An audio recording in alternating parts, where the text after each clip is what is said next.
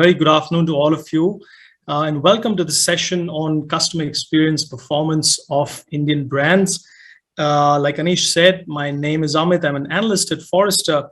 And for those of you who don't know what Forrester does, we are a global market research and advisory firm. We're headquartered in the US, and we help our clients across the world, including here in APAC and here in India, to become more customer obsessed so that they can grow much faster. And based on our customer experience research that we did here in India, I'm here today to talk specifically about how leading Indian brands performed in their customer experience. But before I go there, we are here at this large retail conference. Let's take a couple of steps back and let's look at a brief history of retail. So if you were to go, a few decades back, retail began with local markets and mom and pop stores and our Kirana stores, and that really was phase one. And then we said, well, bigger is better. So, along came these larger departmental stores. But then we said, well, shopping should become a destination. So we ended up with a whole bunch of shopping malls. And then along came the magical buy button. And we could suddenly all buy online. And that really was the advent of e-commerce. And then because the likes of Amazon, made online buying so ubiquitous, everybody really jumped onto that bandwagon. And then fast forward to today, where we have this brilliant Internet Commerce Summit. We are here to discuss the future of e-commerce. And we have, we're going to talk about quick commerce and conversational commerce and omni-channel and all those cool things. We've come a long way. We've seen a lot of changes along the way. But if you look back, right from the start of retail to all the history of different formats, one thing remains unchanged. And that really is the goal, right? The goal remains unchanged.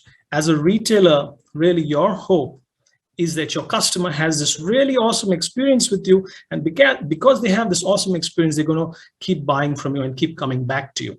So there's really these two components that A, they have a great CX that leads to a dollar or a rupee upside in your revenues and costs. So that really is the heart of any thing that any retailer is trying to do. So be it the Kirana store or be it the new age e-commerce firms, they're all chasing the same thing, better CX that really drives their revenues and reduces their costs. So as a retailer, if it is great CX that you're trying to chase, really you want to figure out how you're doing with respect to CX, then you end up facing a couple of really key questions, which are, for one, what is the quality of the experience that you offer to your customers, when they're browsing, when they're, returning a product, when they're buying from you, what is that experience like for them? So that's the first one. The next is based on the experience of the interaction with you. How likely are they going to come back to you and buy more from you? Because, nobody wants to create great CX for the heck of it. What you're really trying to do is it needs to have some positive ROI for you, right? It should have some returns for you. And the last one is, once you've measured these things, what exactly should you change to improve the CX? As a retailer, right? And Anish brought this up in the introduction, there are a million things you can do. You can give discounts, you can deliver faster, you can improve your app. So the question then becomes, which of these numerous levers should you pull so that really you can influence loyalty? Where will you get the biggest bang for your buck? So these are some of the key things that I think all retailers should be thinking about when it comes to improving their CX. Now, thankfully at Forrester, we have a solution to figuring out these kinds of things when it comes to customer experience. And to answer exactly these questions, we came up with a very robust CX measurement methodology that we call the CX index. And as you can see, this framework covers these exact questions that we just spoke about. On the left side, you can see the framework asks questions about the CX quality, right? What is the effectiveness of the interaction? Was it easy or not? What is the emotion that it left a customer with? And on the right side, the framework talks about what is the intended loyalty based on the interaction. Are you going to retain your business as a customer? Are you going to increase your business? Will you go out and recommend this brand to other people? So when we use this framework to measure the customer experience for a brand, we go to that brand's customers and we really ask them to rate these three things on the left and these three things on the right. And we input all of these ratings into our CX index algorithm. And then out comes a CX index score for the brand. And just, FYI, this is a score that goes from 0 to 100. And then to really make sense of these numbers, we qualify them a little bit more. For example, a score from 80 to 100 is excellent. A score from 70 to 79 is good, and so on and so forth. But the point here to remember is that a high CX index score not only means that your customers had a good experience with you, but it means that that is going to translate to more loyalty and revenue for the brand. I think that's an important point to remember. So that's the CX index at a high level for you, right? We collect a ton of data, not just about CX, but also about the demographic of the customers answering those surveys, their location, their channels, and all of that. So it's a lot of rich information around customer experience. So that really was the CX index. And mind you, it's a very robust framework. We created this back in 2007. We've been using it to measure the CX across different industries, across different geographies for all these years. So, I would say the methodology is pretty fine-tuned for each of these industries. And in 2021, we covered 500 global brands. We covered more than 200,000 customers across the globe, and we did this for 14 industries.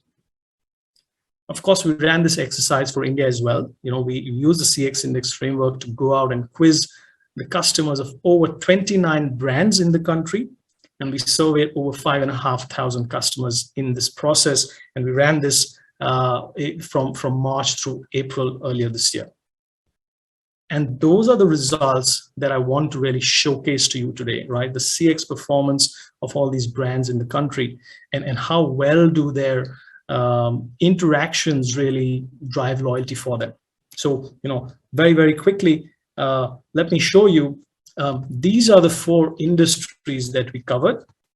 We covered banks, we covered credit cards, we covered auto, and we also covered digital retailers. And you can also see the list of brands that we covered in this exercise is all 29 of them in alphabetical order for each industry. And I'm going to, pause a little bit on the slide so you can take in and have a look at the different brands that we covered. And for example, specifically for digital retail, we covered the leading brands. We looked at Amazon, Flipkart, Cooves, Myntra, and Snapdeal. Now, before we dive into the retail results, let me tell you what happened with customer experience across all of these industries and brands. Okay, so let's look at what happened in 2021, especially if you try and compare it to last year.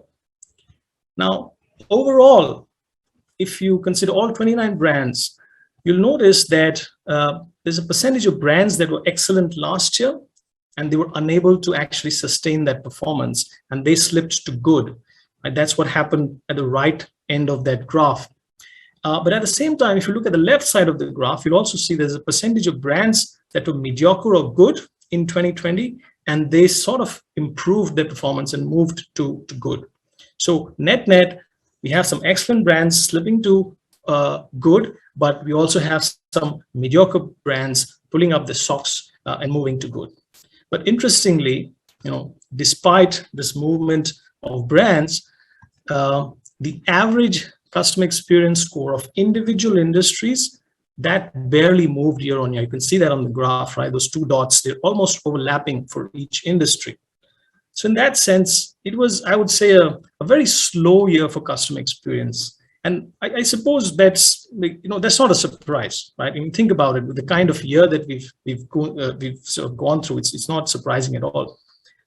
What is surprising, though, is if you look at how individual industries stack up in terms of the average CX performance. So amazingly, it was the auto brands that actually came on top. And on the other hand, it was digital retailers that brought up the bottom of that table. So, I think it's very ironic that in a year that was really beset by all these physical challenges, it was a relatively non-digital industry that came out on the top, and a relatively digital one that actually suffered. And the reason I think this happened is that despite all the cool innovations in retail that we've been, seeing, is that customers' expectations in this industry, in digital retail specifically, are very, very high. And I think when those aren't met, I think the overall perception of customer experience really suffers. So that was very, very interesting for me. The other interesting thing here is if you look at the span of scores for each of these industries. Okay, so for auto, you can see that the span is very narrow, which means each brand there is almost very similar in terms of the experience that they offer. In contrast, look at banks, right, where the lowest CX performer was perhaps in the mid 60s and the highest one crossed into the 80s. So lots of differences in the CX that each of the brand is offering. And I think that is true for digital retail as well. So what did we learn, right? What else did we learn? Now, if you're wondering, across all these 29 brands, which ones performed the best when it came to customer experience?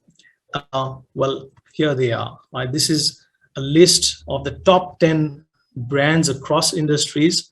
And intriguingly, right, I'm pretty sure you're thinking the same thing. You're seeing HDFC Bank right at the top.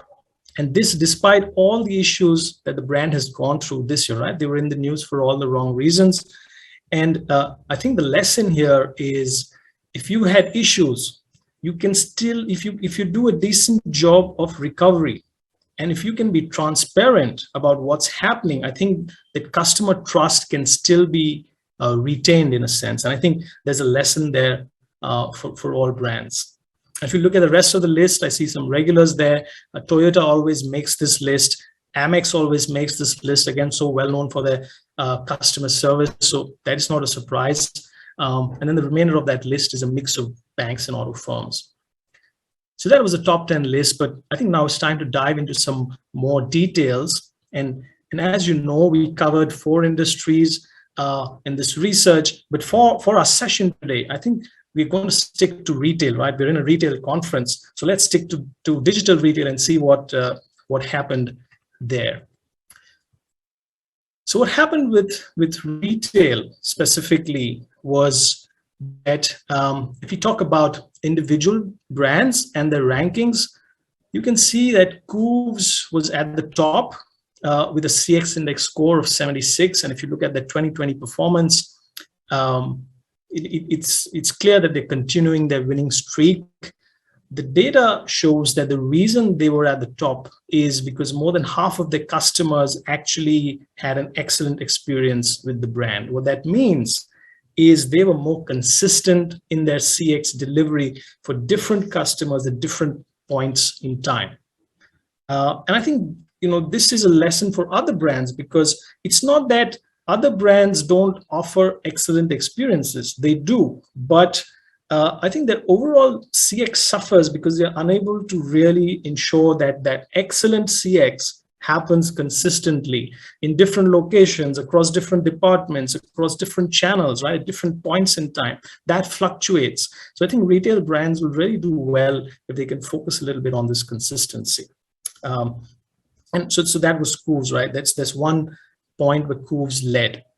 In addition to this, Cooves also led, if you look at customer experience through the lens of channels. Okay, so Cooves had great CX, not just in their physical interactions and the digital interactions, but especially when it came to hybrid interactions or phygital interactions, the CX score really shot up. So they did a very good job when it came to those handoffs from physical to digital. So I think all of this really helped the brand, and I think that was Cooves for you, consistently at the top for a few years. Now, for the remainder of the table, though, as you can see, the The rankings were reset. If you pay attention to the left side, and on the right side, we can see that there was a marginal score improvement from Amazon. On the other hand, there was a big score drop from Flipkart, and finally we see Snapdeal bring up the bottom of that table. So that's a little bit about the individual brands. But if you were to look at the retail industry holistically, you can see here that the average CX score did not change much, right? That band in the middle, that didn't change much, went from 70 something to 69 something. But that doesn't tell you the whole story, right? If you remember that CX index slide that I showed you at the start, right? The CX index score is made up of two things. One is the quality of the CX, which is your effectiveness, ease, and emotion. Other part is loyalty. So what happened in retail, and you can't see this on the screen, is that even though the overall CX score didn't move, underneath that score, the CX quality actually dropped. So the CX quality dropped for all the brands, but surprisingly, the loyalty remained the same. And hence we see relatively little movement in the overall index score. And I think what this means is that there is some level of forgiveness, some level of tolerance from retail customers, digital retail customers right now, right? Where they feel that even though they had a subpar experience, they're okay to continue to be loyal, but for a little bit, right? So retailers can't take this forgiveness for granted because it has a limited runway. So I think brands must really take steps to improve their CX quality. They can't, risk doing this again next year. So that's what we saw at the overall retail industry. To recap, we said earlier, customer expectations are sky high in the industry. There's a lot of differences in the scores. So the CX performance really varies widely from one brand to the next. And overall, the CX quality went down, but loyalty didn't suffer as much, at least for the time being. And lastly, Cooves was the industry leader thanks to being more consistent. Okay, so now we've looked at two of the three questions that I posed at the start that retailers should focus on, which is what is the quality of CX? How does it affect the loyalty? But despite knowing your CX performance, how do you figure out which levers to pull, right? What changes should you make so that your CX quality improves, but also your loyalty improves? And I think this is where the CX index from Forrester really shines, because apart from understanding the quality of CX and the loyalty aspects, we also test up to 45 different drivers for each industry to understand why a customer gave you the score that they gave you. And analyzing these drivers along with the customer experience score, that helps us understand, which drivers will influence or move the needle the most when it comes to CX. And obviously, we have this information for each of the brands, but we aggregated this for the retail industry. And among the 45 drivers that we tested, we saw that the top three most influential were these. So number one was delivering products and services on time, right? So if you make a promise, you better make sure you keep it. That has the biggest impact on CX. The second is having right products and services in stock, so customers know that whatever it is I want, that this digital retailer is going to have this. And the last is providing a resolution to their problems the first time that they contact you. Right? And that means doing a great job of customer service. And I think there's a panel coming up right after this around, so do watch out for that. Right? So these were the three most important ones. Now, mind you, we're not saying that there are many other drivers. We are not saying that they're not important. There are other things like communicating well. There are other things like making it easy to return an item. We are saying that if you focus on these three first, that'll give you the biggest bang for your buck. Now, remember, this is at an aggregate level and it can change through each brand. So those are the top three drivers. So we're running out of time, but very quickly, so far we've looked at understanding the CX index, how it works, what are the brief results, and what are the top drivers for digital retail. But what does all of this mean for you, right? As a digital retailer, what are the CX opportunities to improve? And I think the first thing is, well, figure out what drivers matter to you, to your brand, to your customer, and then double down on those. The second opportunity is around creating more positive emotions for customers, because our research shows that out of effectiveness, ease, and emotion is that emotion piece that actually drives the biggest amount of loyalty. And I think this year it was really a missed opportunity, because ease and effectiveness may be out of your hand thanks to COVID and lockdowns and whatnot, but you could have still controlled as a digital retailer how you respond to that situation. How do you manage customers' emotions? So that's a big one, I think, right there. Focus on customers' emotions. And the next one is focus on those handoffs between channels and between teams. A lot of customer frustration comes from that part. Our research shows us, and you can use tools like journey mapping to understand the gaps and how to fill them. And lastly, I already spoke about this, consistency, right? Focus on being more consistent, because think about it, right? In theory, on paper, everybody designs the perfect, excellent customer experience. Yet, when only 20% of your customers are seeing this excellence, then clearly there's a problem. So your job then becomes, figure out that problem and fix that problem. So, well, that was a very, very brief overview of CX performance in retail. And that's all we have time for today. In closing, I just want to say that there's a lot more data, a lot more insights on the CX index. It's a very, very tiny sneak preview. If you're a brand that was featured here, or if you want to use the CX index to measure your performance or to benchmark your performance, do reach out to us. You can see my contact on the screen. And like I said, that's all we have time for today. In parting, I just want to say customer experience will always be the differentiator when it comes to retail. And as competition heats up, right? And we're here on this conference where we're talking about the future. You have new things like newer business models and formats and technologies coming at you. I hope you remember that to not be technology centric or format centric, but try and be customer centric. I think that'll help you make better decisions. So with that, I want to thank you. Thank you for listening to me. Stay safe and have a wonderful rest of the summit. Thank you.